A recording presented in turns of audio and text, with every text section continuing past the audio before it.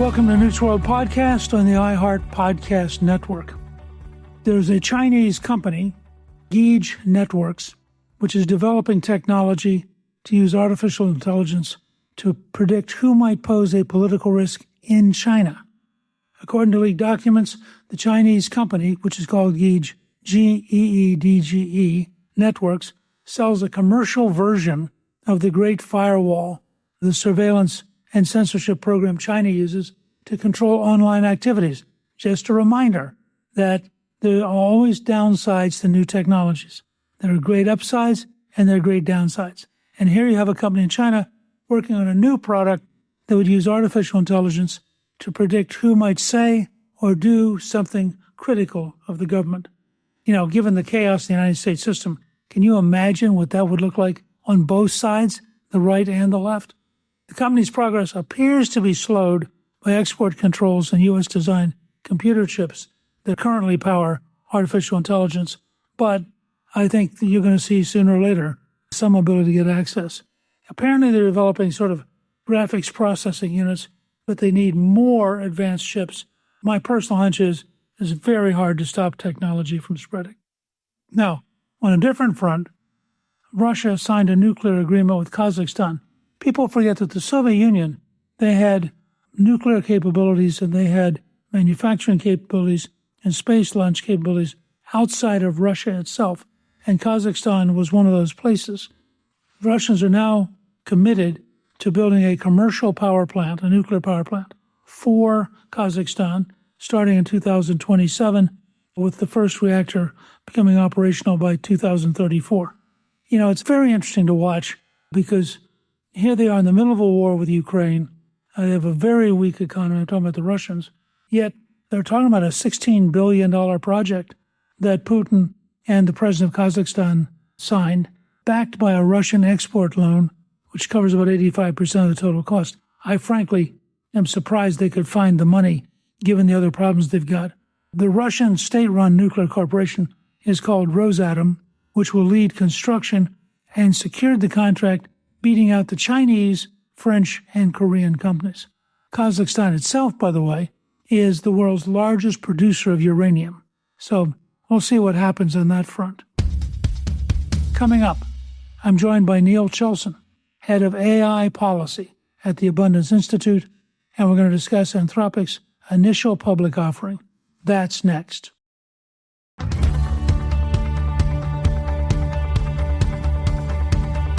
I am really pleased to welcome back my guest, Neil Chilson. He is the former chief technologist at the Federal Trade Commission. He is the head of AI policy at the Abundance Institute. And we're going to discuss the initial public offering for Anthropic and OpenAI.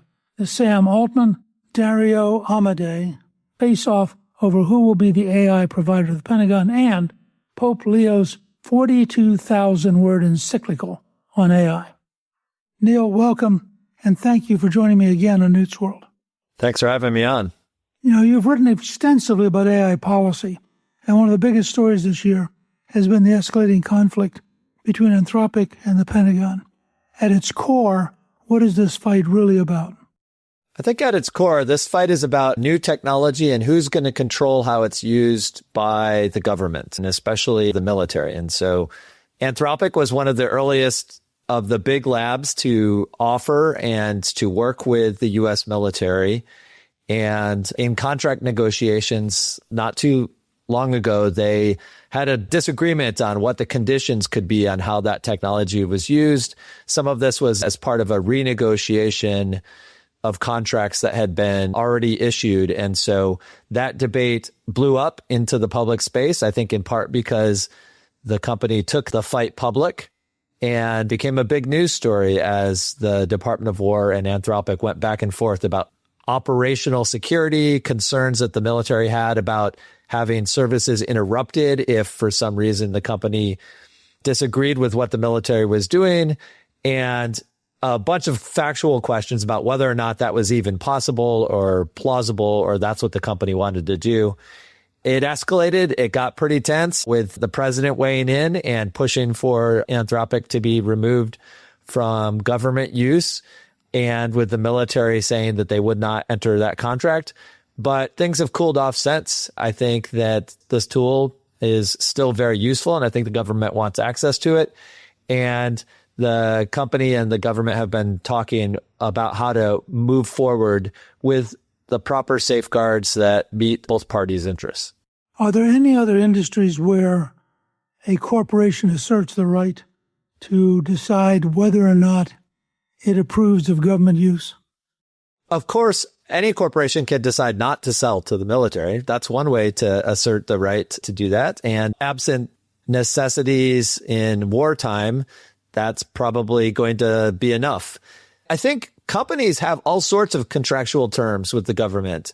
And so it's not that unusual that there would be requirements around this. But I think what's different in the AI space is that as an ongoing service, the risk that I think the military saw was that they might have negotiated something. They didn't want to be in the middle of a contract fight when soldiers' lives are on the line during an operation. And so because this isn't like a plane that once the company hands it over, there isn't really the plausibility of the company interrupting operations. That does mean that it's possible that a company that's offering an AI service could interrupt something in real time. And I think that is what the fight was over. I think that is why it's somewhat unique in this situation and why it hasn't come up maybe, with typical arms or military contractors. So do you think that Secretary of War Hegseth will be able to achieve the goal when he released this AI strategic document in January? He's really calling for contracts that eliminate any company-specific guardrails or constraints. Do you think he'll be able to get there, or will he, in order to get the current state-of-the-art technology, will he have to somehow negotiate more than he'd like to? There's a couple different issues there. The guardrails that I think Hegseth was talking about were the types of guardrails that are on the current chatbots when you and I use them online, where there's a filter on the front end and the back end about what types of questions it will answer. In many cases, the models that the companies are providing to the government already have those guardrails dialed back significantly. And so I think that because they're being used by a sophisticated user and they're being used in cooperation with the companies. So I think Hegseth can get to what the military wants, which is operational independence from, its contractors, and an assurance that the services will be provided in the way that the military expects them to. I think he can get there. I think that there probably will be some ongoing negotiations, but I think he's helped quite a lot by the fact that there are multiple companies who are working to fill this gap for the military, and they bring different perspectives to how they approach AI safety and AI guardrails. Microsoft came out and said they agreed with AI. American AI should not be used either to conduct domestic mass surveillance or to start a war without human control. Well, if you look at what's happening, for example, in Ukraine, if the Ukrainians fire a drone to a specific target near St. Petersburg, is that, certainly autonomous weapon at that point, does that mean that the AI company would be able to say, don't use our technology? There's a lot of different gradients to human control, and I think it can be hard to tell exactly where the companies are drawing the lines from the public discussions. Certainly, an individual making the choice to send a missile to a target, I think, is typically considered not autonomous warfare, right? Somebody has chosen to designate a specific target. They've chosen to deliver the package to that target. The fact that once they launch it, there's probably still an abort choice that's available in many of these options, but that they're not themselves, there's not a human who's themselves guiding the missile or the drone. I think that's not considered fully autonomous. I think the types of tools that most companies are talking about and that the military is talking about when they talk about autonomous weapons are ones that would enter a new situation and make tactical decisions without human feedback in the loop about life and death situations. And we don't really have those types of tools yet, as far as I know, or that are public. And so in this whole dust up, the Department of War said the entire time that they had no plans to use AI for these types of operations. And in fact, I think they're quite cautious about ceding control over military decisions to autonomous weapons. And so I don't think that this is really what the fight is about. I think the fight was more about the idea of who should be in charge of military decisions, whether it should be the companies or whether it should be the military with its democratically accountable civilian leadership. Okay, I guess I'm old-fashioned, but if you got a bunch of folks at risk, to take Iran as an example, or Oman or the United Arab Emirates or any one of a number of other places, I'm not sure the idea that some corporate boardroom in Palo Alto trying to make that decision meets any test of rationality. What am I missing?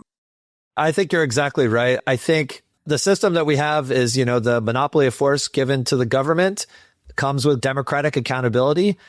Companies do not have that same sort of accountability mechanism. They should not be making those choices. That doesn't mean that the military gets those choices right or that the accountability feedback loops couldn't be strengthened, perhaps. But ultimately, I do think that the responsibility falls on the government to make those decisions and that there should not be intermediaries who are making those decisions for the American people without democratic representation.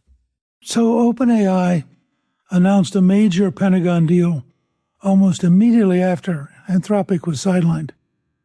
To what extent does Anthropic lose economically, or is the whole field now so wild and such huge demand that in fact they can cheerfully write off the government and just make their money in the private sector? Well, I think the existing contracts with the government up to this point have been, relatively speaking, a drop in the bucket. Now, of course, the government is a big customer or has the potential to be a very big customer in this space. And so going forward, I think that Anthropic will continue to pursue government contracts. They have been, and they're after their discussion of their Mythos model, which has not been released yet, there has been a lot of interest in the government with figuring out how to get those contracts. And so I don't think that they're in a bad position here. I think they will get government contracts. I think the government will seek them.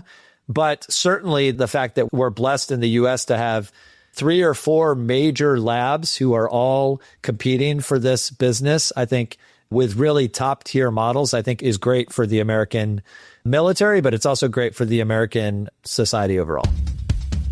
When we come back, we'll discuss why the race to dominate artificial intelligence isn't just happening in Washington. It's also playing out on Wall Street, where Anthropic and OpenAI are battling for investors, influence, and the future of the AI economy.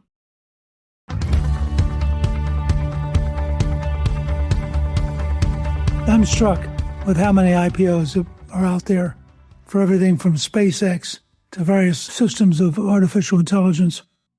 Do you think that this is a little bit like the boom in the late 90s and it's overhyped and there may be too much capital going in for the relative opportunity that exists in the near future? So this is a question everybody's asking because the big 4 tech companies were responsible for about 50% of stock market gains in 2025. So that's a big chunk of people's 401ks, and people want to know whether or not this is a bubble. I don't think that it is a bubble. The amounts of money that these companies are pouring in are for data center buildouts, largely for compute. That is the main expense, and building out new energy sources to be able to power those data centers. And they are turning this directly into revenue. Anthropic is possibly on course to have its first profitable quarter, despite the fact that it's spending hundreds of billions of dollars on new infrastructure. Anthropic has grown faster than any U.S. company in modern times, and their revenue run rate keeps outstripping their projections. And so I do think that there is a giant market for these technologies. OpenAI similarly has been very fast growing. Google's uptake has also been huge. And so I think there's a huge market for these tools. People are still trying to figure out how to use them well. You've seen some news stories recently about people accidentally spending much more than they anticipated and wishing they hadn't. But I think that's going to be the case for any types of new technology. I think this is a little bit different than the 1990s boom where, the pets.com URL went for some ungodly amount of money and there was no reasonable path to profitability for that company. This is very different here. I don't think it's a bubble, but it certainly is a boom. And there could be dial backs, there could be dial ups, but I think we are seeing a real shift and change in a new technology that is going to be implemented, I think, across the entire economy.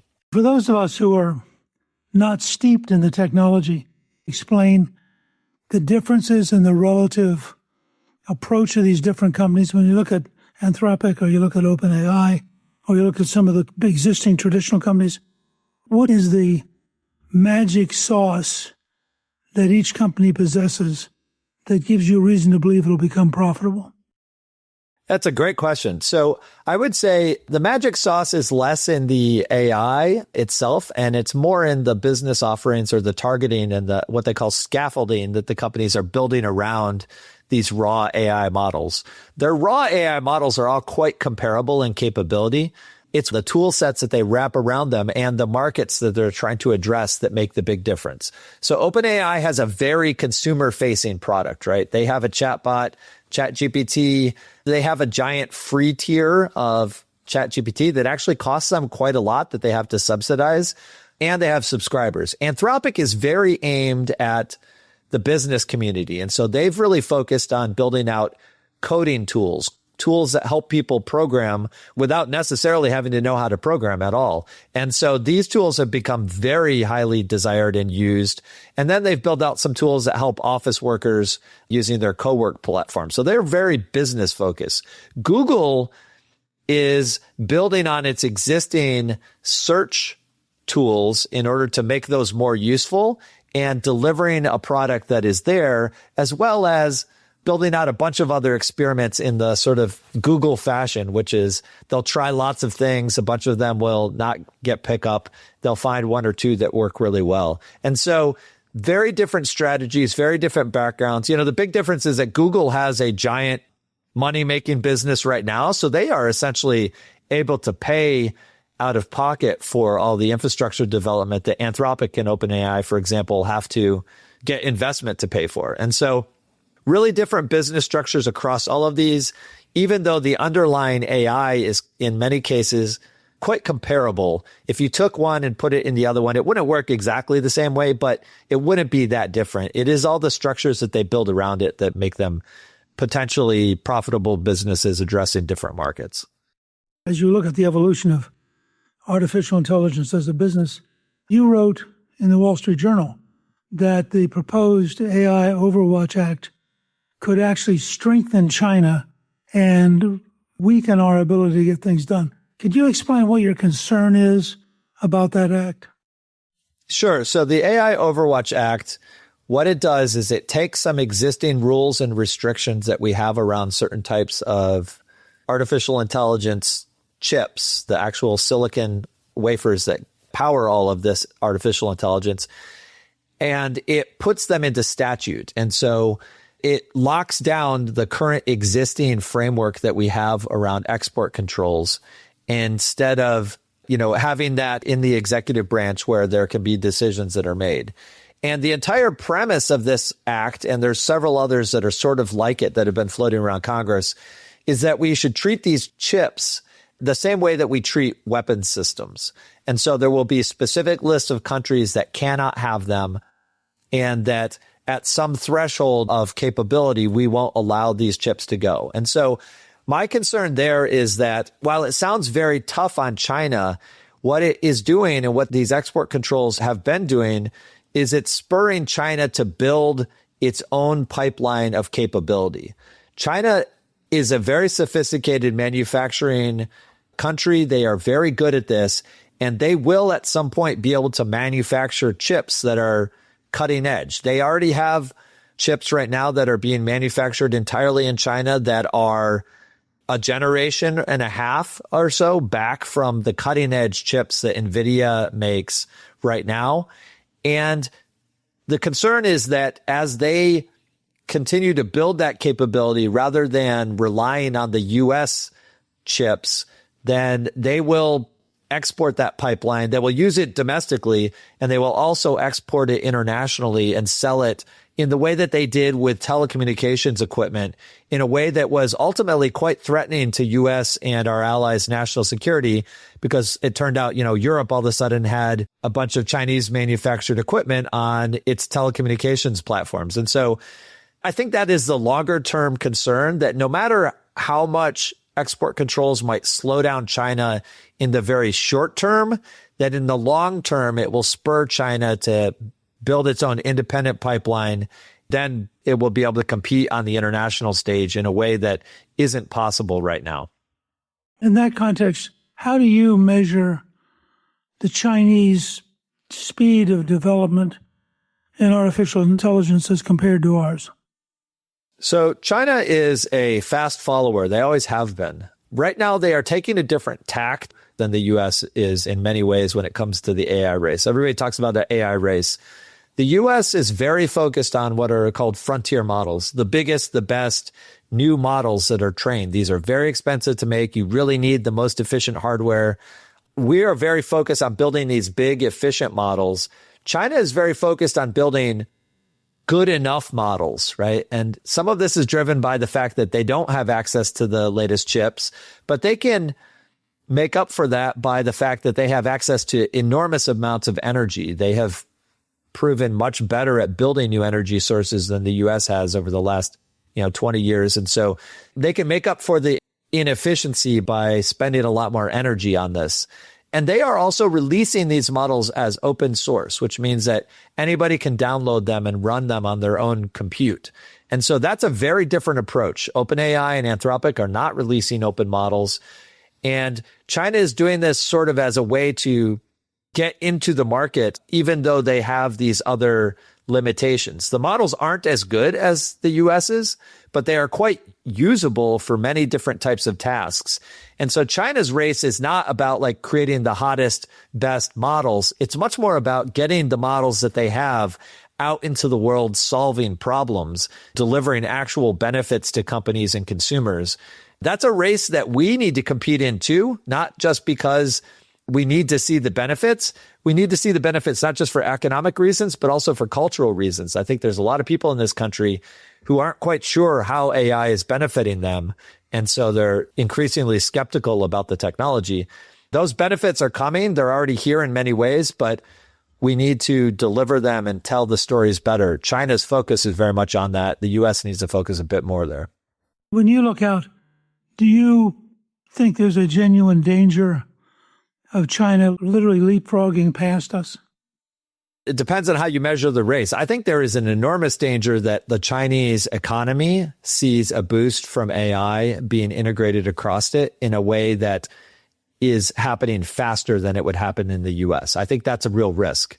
Whether or not their models will be better than our best models, I think that is less likely, certainly in the next 3 years, but I think they could become very competitive for a lot of different uses. And when we're thinking about military uses, you don't need the cutting edge models to automate a drone, right? For example, you don't need a cutting edge model to do types of image recognition that would be useful in the military. And so they probably have good enough technology on that front for many of those military uses. It's really about getting it out and implementing it in the systems, and China is very much focused on that. Coming up, beyond the business and geopolitical competition, the AI debate is increasingly becoming a moral and ethical one, and now Pope Leo is weighing in.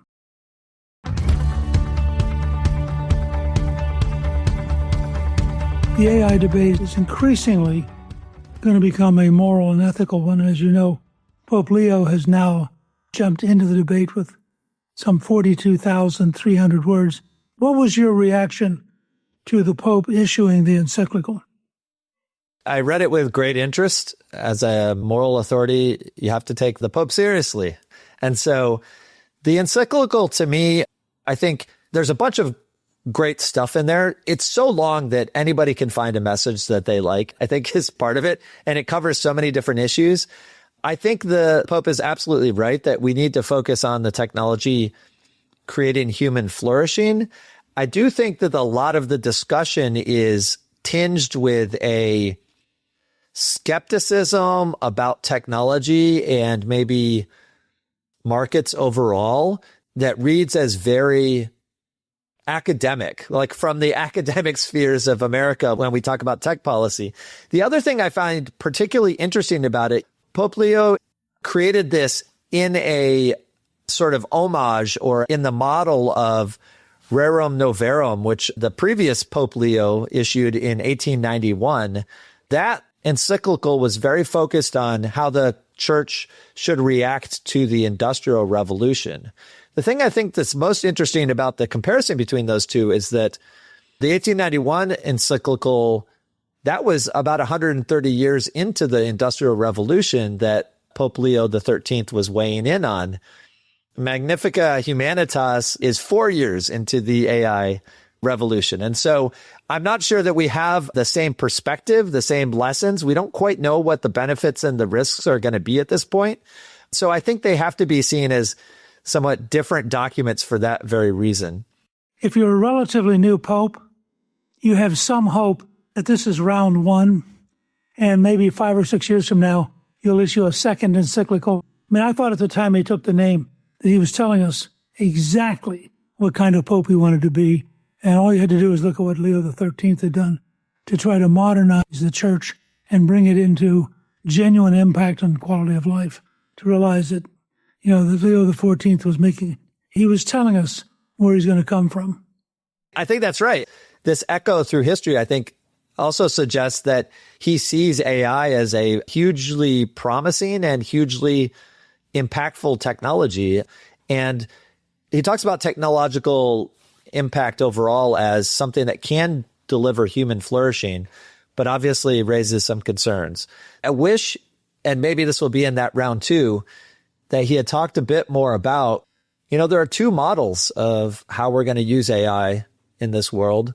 One of them is, you know, largely a commercial model that's focused on delivering products and services to companies and consumers. The other one is a centralized approach where these technology will be used to monitor and control population. And that is certainly what China is interested in here. There is almost no mention of government abuses of technology in the encyclical, even though I think that is a giant concern with this technology, and it will be a major geopolitical concern, I think, going forward. So I hope that we hear some thoughts on that, because obviously there are big concerns there, and they raise a bunch of moral questions as well. What do you think it meant that Anthropic co-founder Christopher Olah was there? That's a great question. I think it means that Anthropic has been very, very good in outreach to a wide range of communities in a way that maybe the other labs have not focused on. And Anthropic has sort of historically has really emphasized how it thinks about the social impact of this technology. Some of that is PR, but some of that I know for sure is the real true beliefs of the people who run the company. And I don't think that they are necessarily Catholic or religious, but I think that they do have concerns about how this technology will impact society. And I think they have worked hard to outreach to other organizations who are in that space. I just wish they brought a more optimistic lens to the product that they are spending so much time and money building. We haven't gotten into it today, but you have the question of whether or not it becomes part of a surveillance state, which is one set of problems. You have the degree to which it gets used by people for human trafficking and other kind of behaviors. Then you have the question of to what extent does it become autonomous? I noticed the other day that one of the artificial intelligence systems on its own, with no instructions, had invented its own artificial intelligence system as a spin-off. Maybe it was lonely and it wanted somebody to play with. This is my bias. We are entering a world that we literally do not understand. This is not like computing, because computing is really ultimately just the application of math within frameworks defined by people. I think here you get, with neural networking and the whole potential adaptability we're entering a zone we really don't understand. I like to say that in some ways, it's funny to watch the AI engineers struggle with this, with the fact that their neural networks are non-deterministic, that they can put in inputs and they get different outputs out every time. They're not used to software that works like that. If you talk to biologists or sociologists, they're of course used to that. So I like to think of this as these systems are they're much more like all of the other complex emergent order systems that we deal with all the time. We're just not used to dealing with them in computers. We need to bring some of that wisdom, that tempered caution, and the respect for the resilience of those types of systems to the artificial intelligence debate as well. There are many things we don't understand in this world. That's one of the great, amazing challenges that we all face.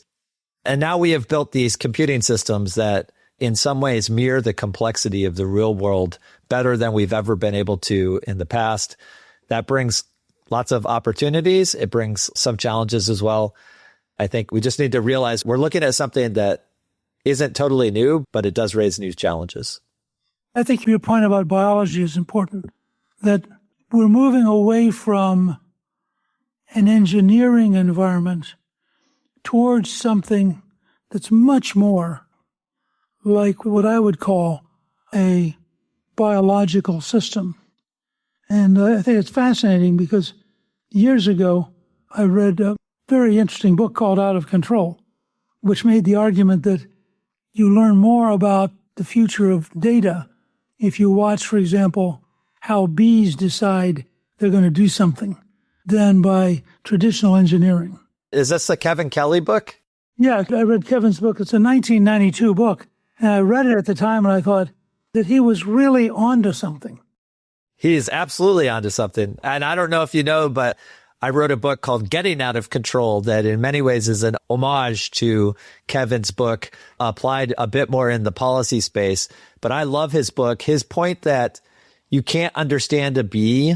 Even if you could take apart and understand every piece of a bee, you still won't understand the hive because the whole is more than the sum of the parts. And that applies throughout all sorts of complex systems that we deal with, human and biological, and now it turns out silicon as well. Okay, so we're going to do a double plug for people who want to get into this, I think, very important philosophical approach to breaking out of engineering and looking more at biological behaviors, which have been evolving for about 4 billion years, and therefore have lots of opportunities to create characteristics. I've done a couple of podcasts now on dinosaurs, mammals, and birds with a great paleontologist, and so I'm fascinated with this whole process. But in addition to Kevin Kelly, Getting Out of Control, we're going to remind people there's also Neil Chilson's Getting Out of Control, which is the follow-on to Kevin Kelly's Out of Control. And if people read both of them, they'll understand a heck of a lot more about what you and I are talking about. I am reluctant to put myself in the same class of author as Kevin Kelly. He's one of my heroes, but I really appreciate you saying that. I've never met him, but I thought at the time he was a genius. He still is. You should still read his stuff, Newt. I will go look it up, I promise. When you look ahead, what do you think we need to do to ensure that America remains the global leader in artificial intelligence? Our biggest problem right now is the risk of hamstringing ourselves, our own incredible amount of talent and potential to solve problems in this country. We've wrapped a lot of that in red tape, whether it's the difficulty of building new energy sources. There's these charts that circulate of the number of megawatts of new capacity that have been built in China versus the US, and it's just ridiculous. We are more or less flat over the last 40 years, although it's starting to peak back up. We need to get better at building, and it's not a talent problem. It really is a regulatory problem, a red tape problem, and there is something of a cultural problem as well. We seem to have, in many ways, lost the frontier mindset that has motivated America to try new things, to build new things, and to look forward to the future. We need to get that optimism, that frontier mindset back. Both of those are very challenging things to do. I think the American people are up to it, but we got to get started. Those are our real barriers. It's not a technological or a resource barrier. It's a regulatory and cultural barriers that I see. I think that's exactly right. And if we became more like the America of, say, 1950 in just getting things done, we would pull away from the whole planet because we have such huge entrepreneurial talent across the board. It's amazing. Neil, I want to thank you for joining me. Our listeners can follow the work you're doing on AI by visiting your website at abundance.institute. And I have to say, this has been absolutely fascinating, and I look forward in the not-too-distant future to coming back and sitting again at the table and having you educate us some more. Absolutely. I learn a ton every time I join, so thanks so much for having me on.